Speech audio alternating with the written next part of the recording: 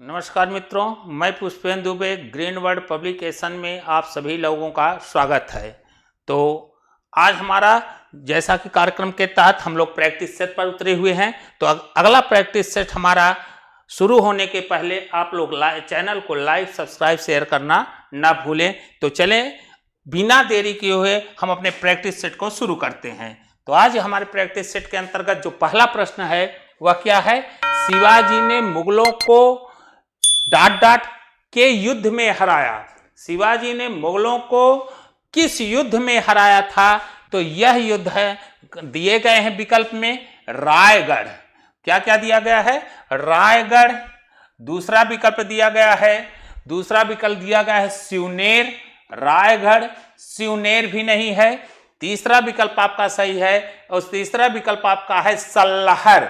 सल्लहर के युद्ध में शिवाजी ने मुगलों को सल्लहर के युद्ध में हराया था। पुरंदर का भी युद्ध नहीं है। तो यहां पर जो विकल्प दिए गए हैं, इस विकल्प के आधार पर हमारा क्वेश्चन कौन सा सही हो रहा है? सी। दूसरे प्रश्न पर हम ध्यान दें, कौन सी एक सरकारी योजना है जिसका उद्देश्य मुख्य रूप से गरीब ग्रामीण युवाओं को कौशल प्रदान करना और उन्हें रोजगार प्रदान करना है। युवाओं के लिए कौशल प्रदान करना और रोजगार प्रदान करना, यह इन योजनाओं में कौन सी है? उजाला योजना या नहीं है? DDU और JKY योजना। DDU JKY योजना, यह नाम पड़ा है दीनदयाल उपाध्याय ग्रामीण रोजगार योजना के अंतर्गत GKY। तो यहां का जो विकल्प है मित्रों वह है DDU JKY योजना से संबंधित यह एक सरकारी योजना है। कैसी योजना है? सरकारी योजना है। तो विकल्प में आपका यह नहीं है और ये नहीं है। अगला प्रश्न आपका है कि भारतीय संविधान का निम्नलिखित में से कौन सा अनुच्छेद समान कार्य न्याय और निःशुल्क कानूनी सहायता से संबंधित है? सामान्य न्याय और निःशुल्क कानूनी सहायता से संबंधित है। यहां अनुच्छेद दिए गए हैं, इसमें से कौन सा है? तो इसमें जो अनुच्छेद दिया गया है, पहला दिया गया है अनुच्छेद 45। तो अनुच्छेद 45 नहीं है। क्यों? क्योंकि यह अनुच्छेद उससे संदर्भित है, नीति निर्देशक के पार्ट का है। इसमें कहा गया है कि संविधान लागू होने के 10 वर्ष के अंदर, कितने वर्ष के अंदर? 10 वर्ष के अंदर यह राज्य का कर्तव्य होगा कि वह 6 से 14 वर्ष के आयु के बच्चों को उनके लिए निःशुल्क शिक्षा का उपबंध करे। यह 45 से संबंधित है। जबकि अनुच्छेद 40 जो है यह ग्राम पंचायत किससे संबंधित है? ग्राम पंचायत से संबंधित है। यह ग्राम पंचायत से संबंधित आर्टिकल है अनुच्छेद 40। वहीं पर देखा जाए तो अनुच्छेद जो 50 है वह शासन से संबंधित है। इसमें कहा रहा है कार्यपालिका का न्यायपालिका से अलग करना। किससे संबंधित है? कि कार्यपालिका का न्यायपालिका से अलग करना। वहीं आर्टिकल जो आपका सही है वह विकल्प आपका है डी। कौन सा है? डी, अनुच्छेद 39A। इसे आप विधिवत तैयार करिए। अनुच्छेद 39A जो है यह इस क्वेश्चन को जानते रहिएगा। इसी अनुच्छेद में क्या कहा गया है? सामान्य न्याय और निःशुल्क कानूनी सहायता। और यह अनुच्छेद है कहां?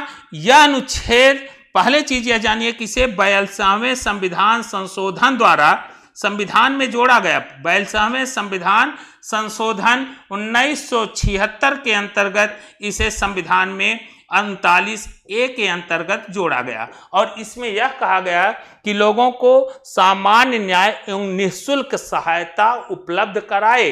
कौन कराए? वह राज्य कराए। यह राज्य का कर्तव्य है कि लोगों को क्या मिले? कानूनी सहायता प्राप्त हो। तो इस प्रश्न का क्वेश्चन आपका कौन सा हो गया? 39A। और इसका 39 केवल यह कहता है कि नीति निर्देशक तत्वों के लिए राज्यों को यह कर्तव्य बताया गया है, उसके लिए कुछ नीतियों को लागू किया गया है, जिसमें एक नीति आपका ये भी है, कौन सा? यह है कि सामान्य न्याय एवं निःशुल्क सहायता उपलब्ध कराया जाए। तो हो गया यह क्वेश्चन। दूसरे क्वेश्चन पर हम लोग पढ़ें। दूसरा क्वेश्चन है 16 जुलाई 1945 को, कब? 16 जुलाई 1945 को यूएसए द्वारा, संयुक्त राज्य अमेरिका द्वारा पहले परमाणु परीक्षण का कोड नाम क्या था? संयुक्त राज्य अमेरिका के द्वारा जो किया गया, इसमें कहा पहले परमाणु परीक्षण के का जो कोड नाम था वह कौन क्या था? विकल्प क्या है? हरिकेन नहीं, यहां आपका विकल्प होगा ट्रिनिटी। पहले परमाणु परीक्षण का कोड नाम जो था वह क्या था? वह था ट्रिनिडी। क्या था? ट्रिनिडी। यह पहले परमाणु परीक्षण का कोड नाम, संयुक्त राज्य अमेरिका के पहले परमाणु परीक्षण का कोड नाम था, जिसे हम किस नाम से जान रहे हैं? ट्रिनिटी।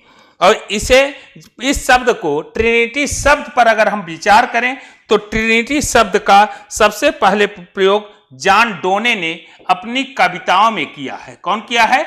जॉन डोने। यह जरूर जानने का प्रयास करिए कि कौन किया? जॉन डोने ने इसे अपनी कविता में सर्वप्रथम इस शब्द का, किसका? ट्रिनिटी शब्द का प्रयोग किया है। बड़े बच्चों, अगला प्रश्न हमारा क्या है, इस पर हम लोग विचार करते हैं। अगला प्रश्न है कि क्षेत्रफल की दृष्टि से चौथा सबसे बड़ा राज्य कौन सा है?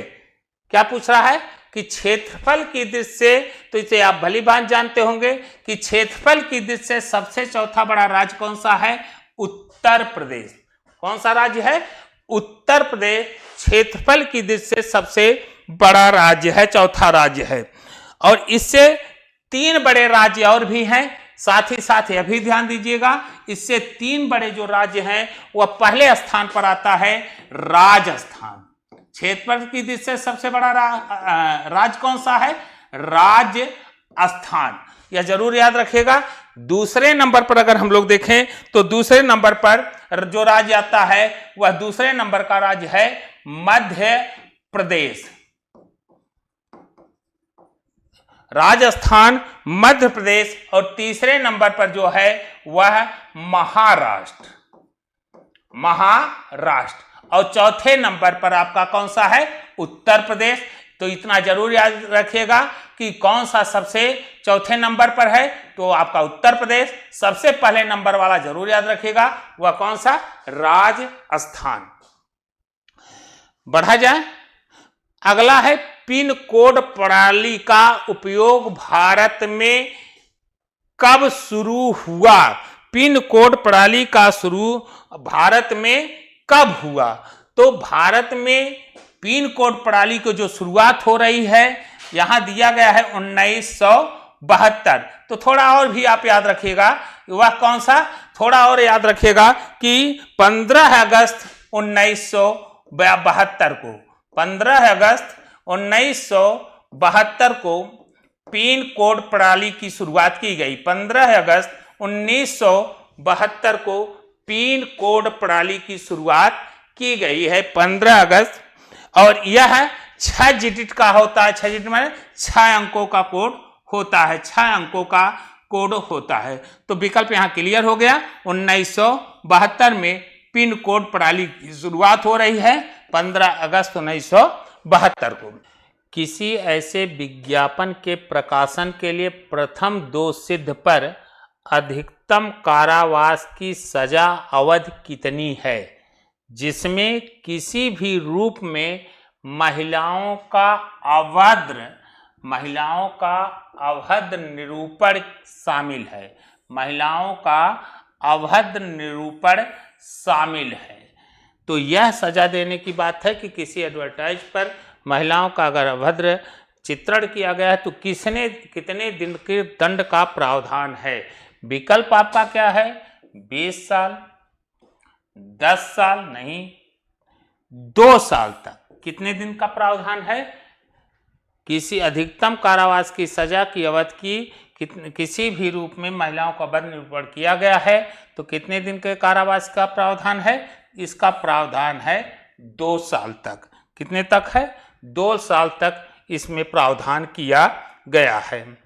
अगला है, राजेश जोशी को साहित्य अकादमी पुरस्कार किस रचना पर प्राप्त है? साहित्य अकादमी पुरस्कार राजेश जोशी जी को किस रचना पर प्राप्त है? हालांकि अगर आप देखेंगे तो ये तीनों रचनाएं जोशी ही जी की हैं, जिसमें दिया गया है 2 पंक्तियों के बीच नेपथ्य में हंसी मिट्टी, यह आप देखेंगे नेपथ मिट्टी का चेहरा। लेकिन साहित्य अकादमी पुरस्कार उन्हें जो प्राप्त हुआ वह मिला है 2 पंक्तियों के बीच। कहाँ मिला है?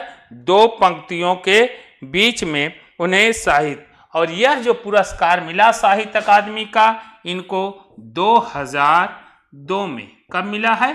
2002 में इन्हें साहित्य अकादमी का पुरस्कार मिला, और इन्हीं का है नेपथ्य में हंसी और मिट्टी का चेहरा। तो यह प्रश्न यहीं पर समाप्त होता है। अगले प्रश्न पर हम लोग ध्यान देते हैं। चलें, अगला प्रश्न क्या है इस पर विचार करते हैं। यहां अगला प्रश्न हमारा जो पूछा गया है वह लोकोक्तियों से संदर्भित है, लोकोक्ति से है, और इसमें कहा एक पंथ 2 काज। लोकोक्ति का अर्थ है, एक पंथ 2 काज का यहां अर्थ क्या है? एक काज होना, एक लाभ होना नहीं, एक काम से 4 लाभ होना नहीं, एक ही काम से 2 लाभ होना। इसका अर्थ क्या है? एक ही काम से 2 लाभ होना। अगला प्रश्न है, हिंदी में पूर्ण विराम का चिन्ह है।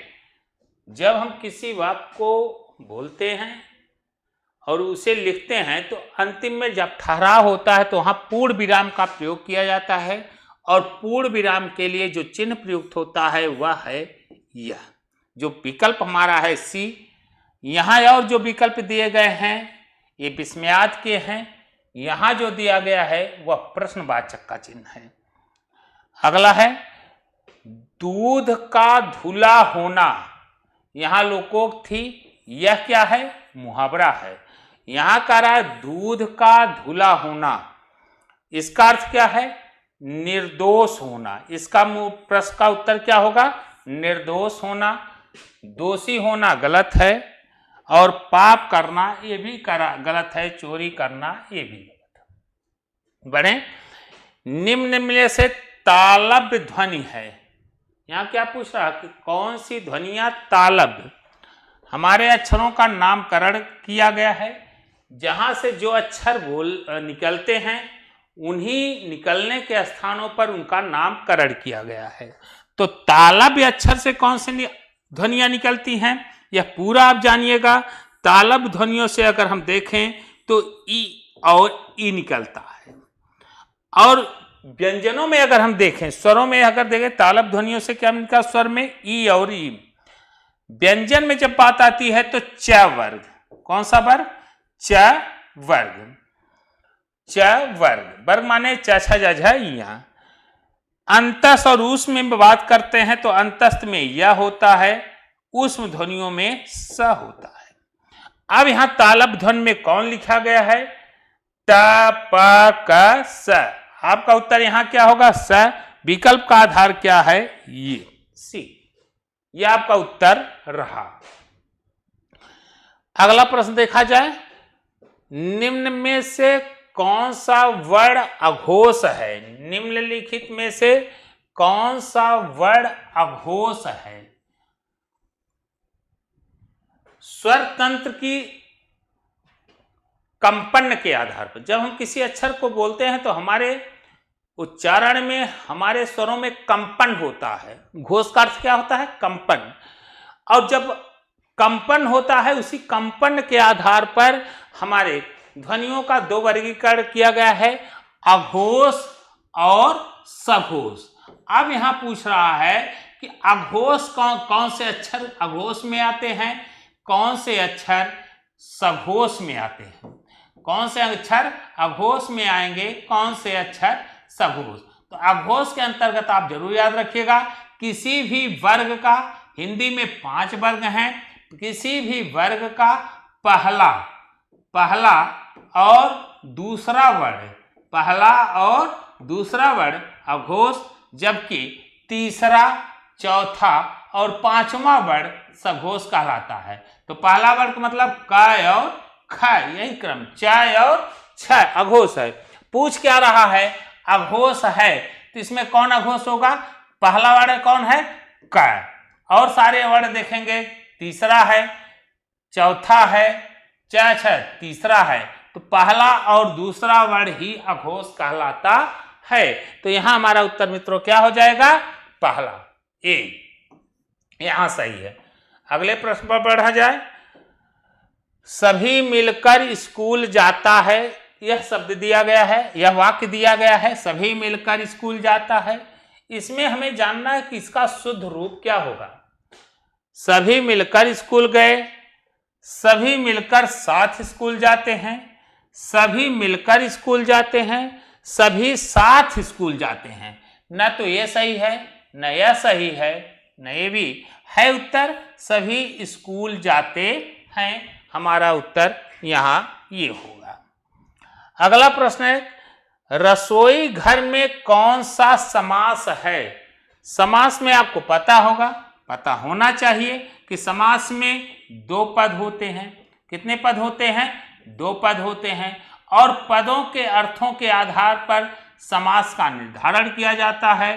अब अगर पहला पद में अर्थ निकलता है तो अव्ययी भाव, दूसरे पदों में अर्थ की प्रधानता होगा तो तत्पुरुष समास, दोनों पद समान होंगे तो द्वंद्व समास, दोनों पद से कोई नहीं निकलता तो बहुब्रीहि समास।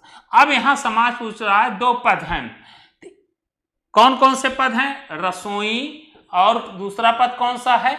घर। अब इसमें कौन सा समास है? अव्ययी है, तत्पुरुष। तो घर है विशेष, और घर की विशेष में विशेषण कौन है? रसोई। तो घर विशेष, और विशेष में अर्थ की प्रधानता है। दूसरा क्या है? विशेषण। तो यहां अगर समास देखा जाए तो कौन सा समास है? तत्पुरुष समास। अब तत्पुरुष समास क्यों है? घर है, घरों की विशेषता क्या है? रसोई।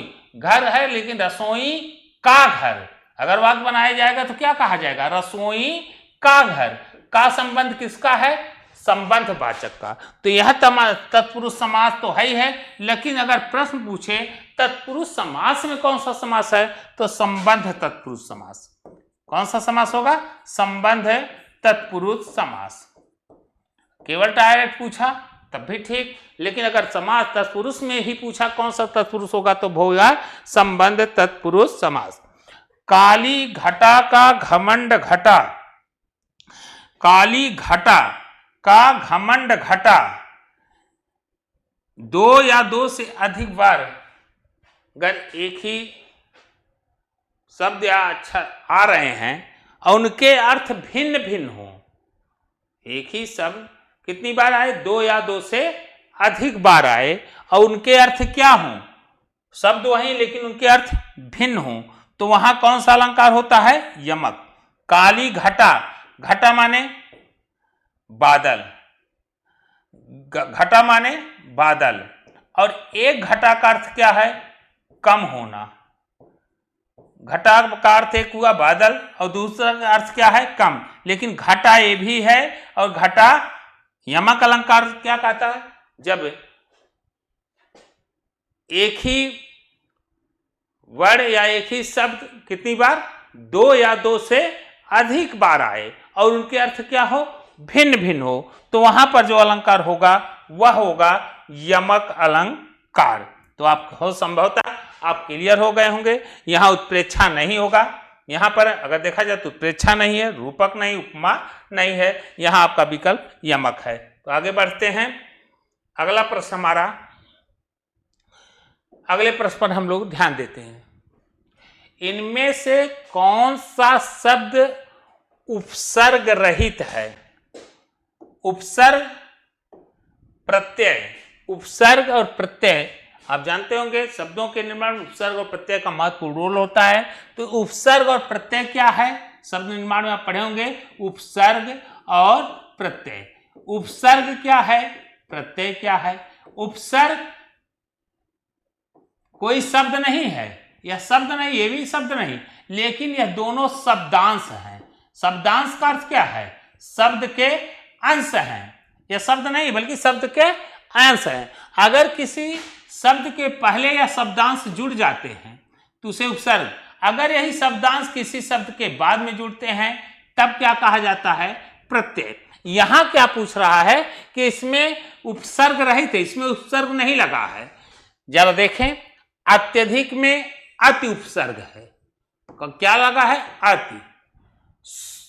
विदेश में वि उपसर्ग है। सुयोग में सु है, योग से मिलकर बन रहा है, योग प्लस सुयोग, योग है। सुरेश में कोई उपसर्ग नहीं है, तो उत्तर हमारा यह उपसर्ग रहित है। यहां जो प्रश्न होगा वो हमारा क्या होगा, सुरेश। क्या होगा, सुरेश। क्लियर। अगला प्रश्न देखा जाए, संविधान के किस अनुच्छेद में सरकार के कर्तव्यों एवं दायित्वों का, कौन सा अनुच्छेद है जिसमें सरकार के कर्तव्य एवं दायित्वों का उल्लेख किया गया है, जिनका पालन हिंदी के प्रचार प्रसार और विकास के लिए किया जाता है। कौन सा आर्टिकल है जिसमें सरकार के कर्तव्य एवं दायित्वों का उल्लेख किया गया है, जिनका पालन हिंदी के प्रचार प्रसार और विकास के लिए किया जाए। उस अनुच्छेद का हिंदी के प्रचार और प्रसार और विकास के लिए किया जाता है 343 नहीं, 344 नहीं, 351 में यह वर्णित है कि यह राज्य का या सरकार का दायित्व है। वह हिंदी अनुच्छेद 351 के अंतर्गत एक वर्णित है कि यह राज्य का दायित्व है, वह हिंदी के प्रचार प्रसार और उसके विकास में महत्वपूर्ण योगदान करे, उसके विकास को बढ़ाए। हिंदी के प्रचार प्रसार और उसके विकास में विकास को आगे बढ़ाए, उसे ऐसा दायित्व दिया गया है। अगला प्रश्न है,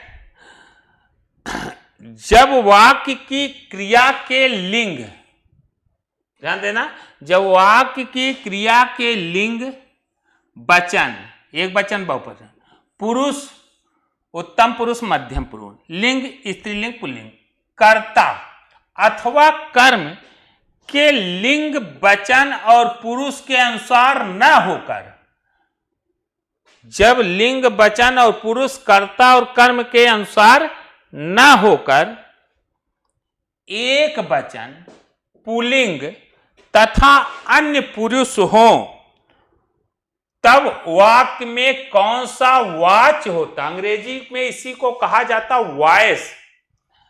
जब हमारी क्रिया, यहां ध्यान देना इस बात पर, जब हमारी क्रिया कर्ता से प्रभावित होगी, किससे प्रभावित होगी, कर्ता से।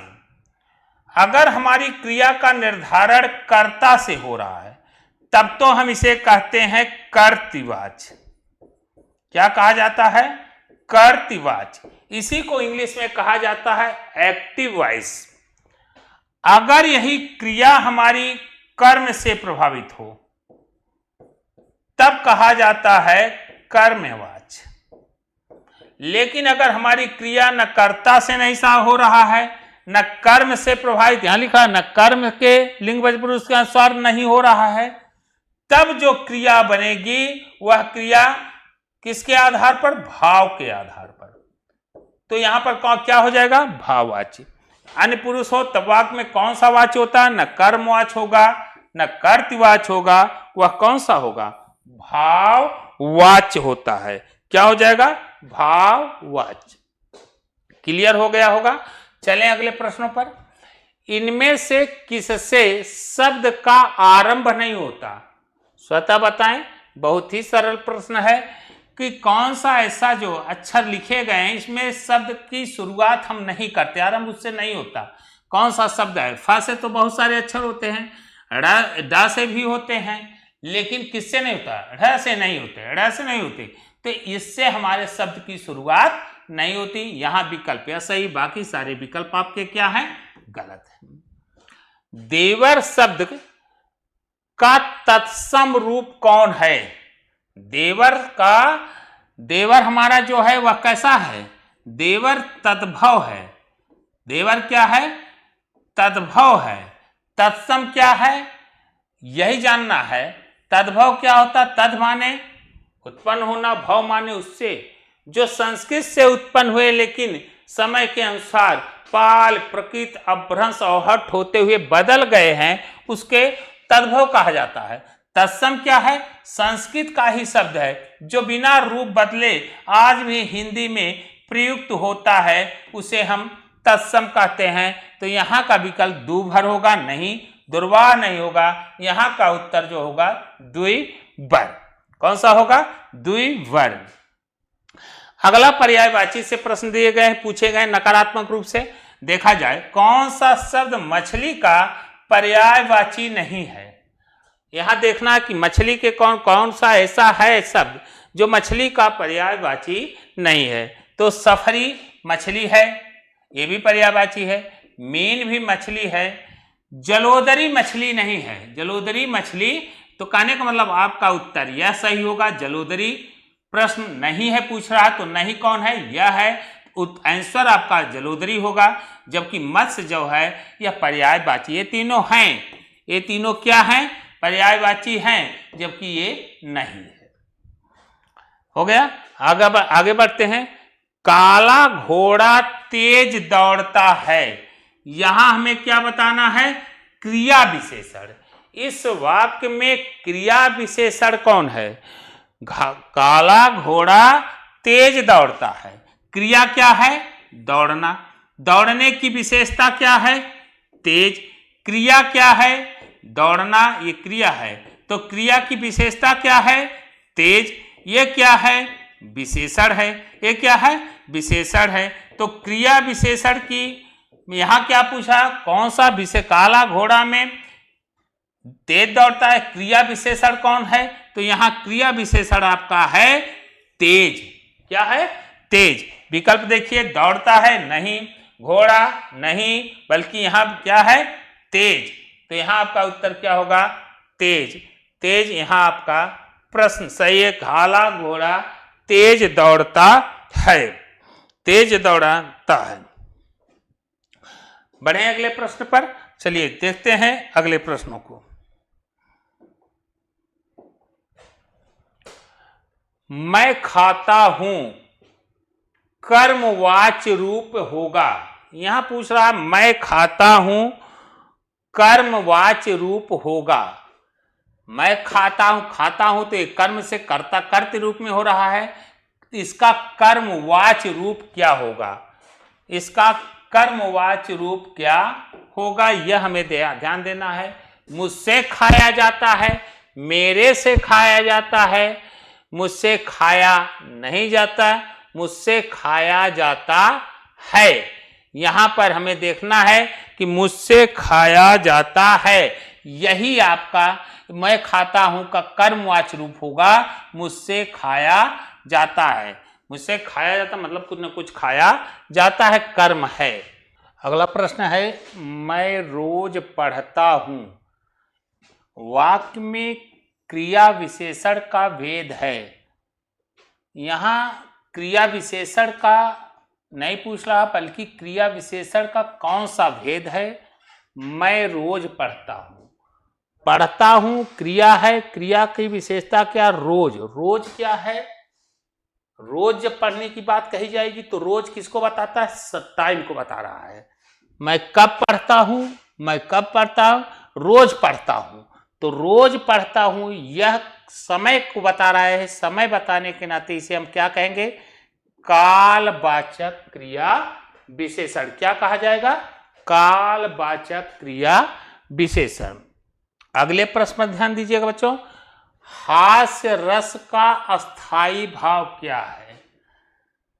भरत मुनि ने सबसे पहले रस की परिभाषा देते हुए क्या कहा था, याद रखिएगा।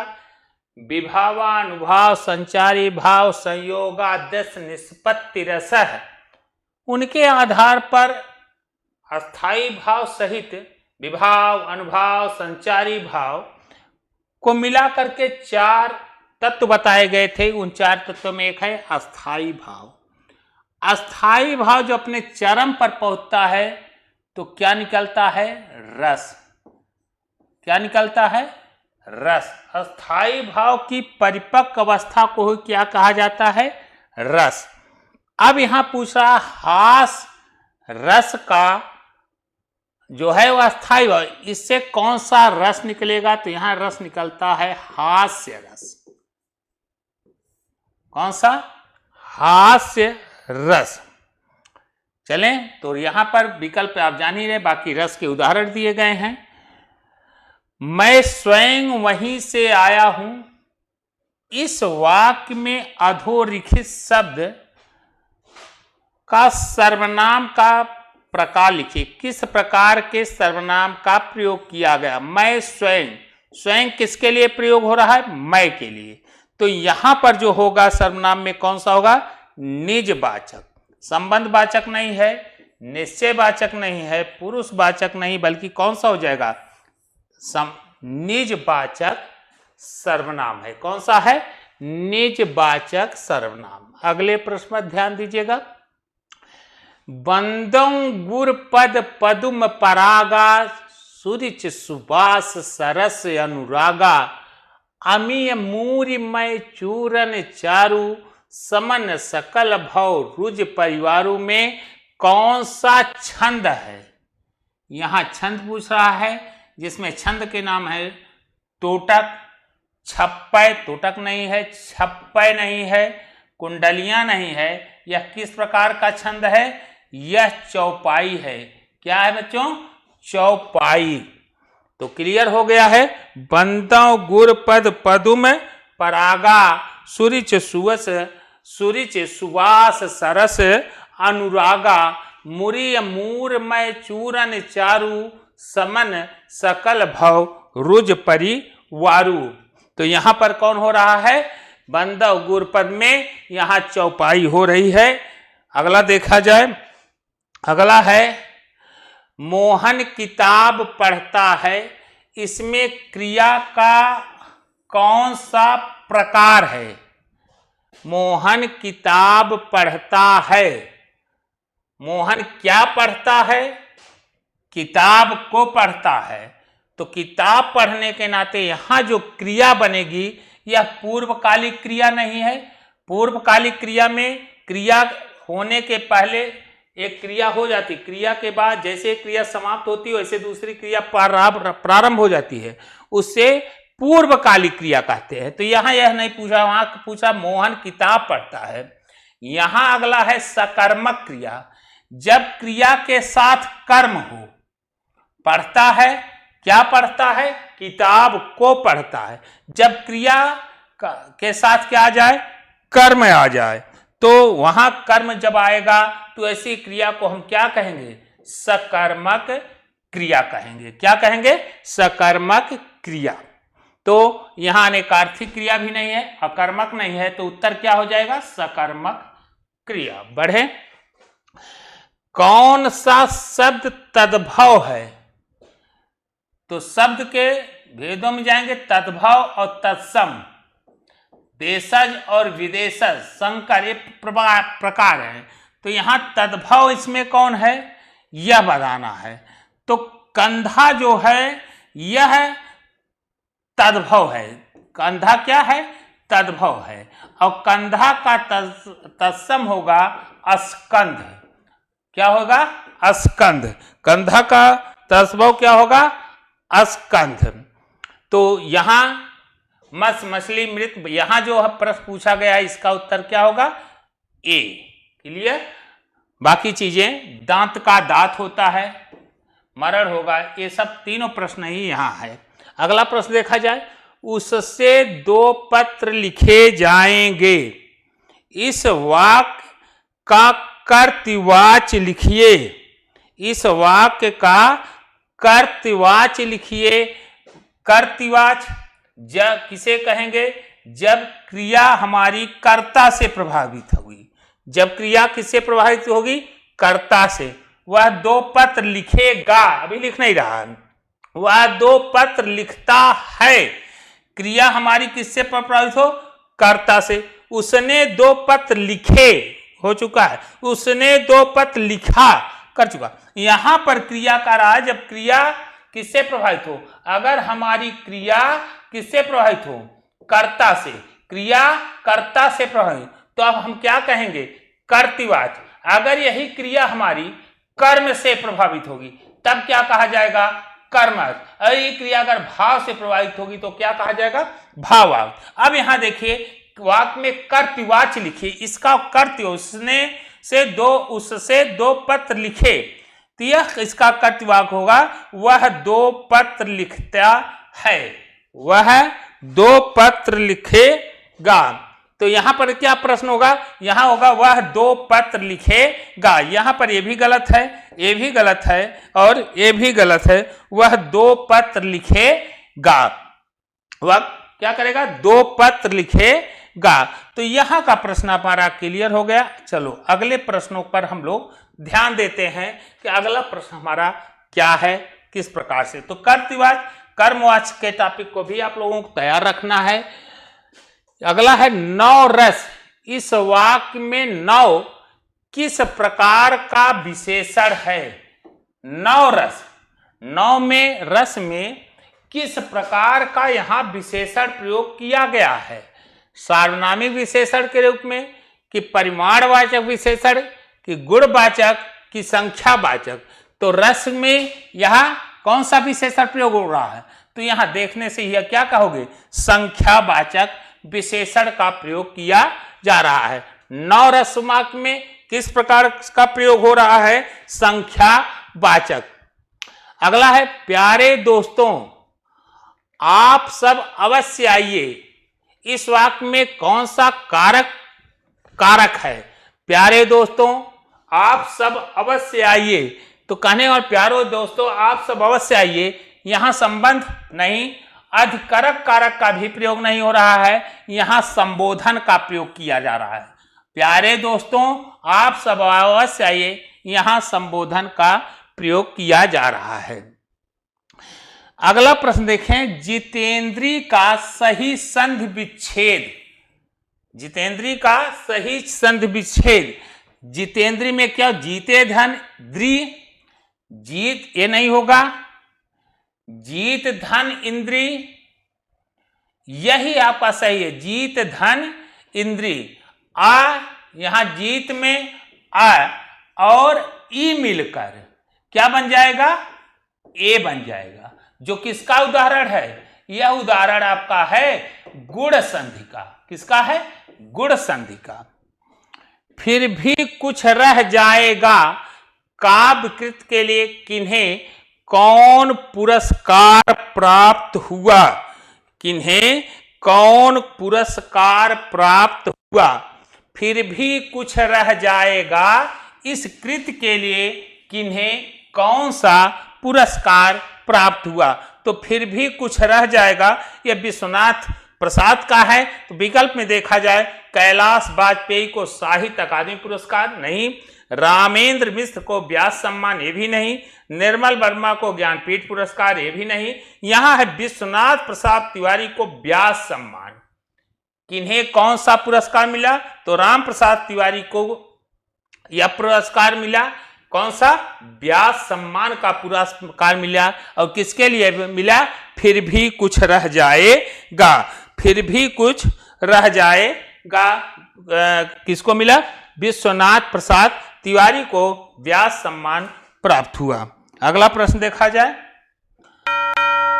अगला प्रश्न के साथ इसी प्रश्न के साथ हैं बच्चों पुनः अगले हम सलूशन को लेकर के आएंगे। इसके साथ ही हम आज के क्लास को यहीं पर समाप्त करते हैं। जय हिंद।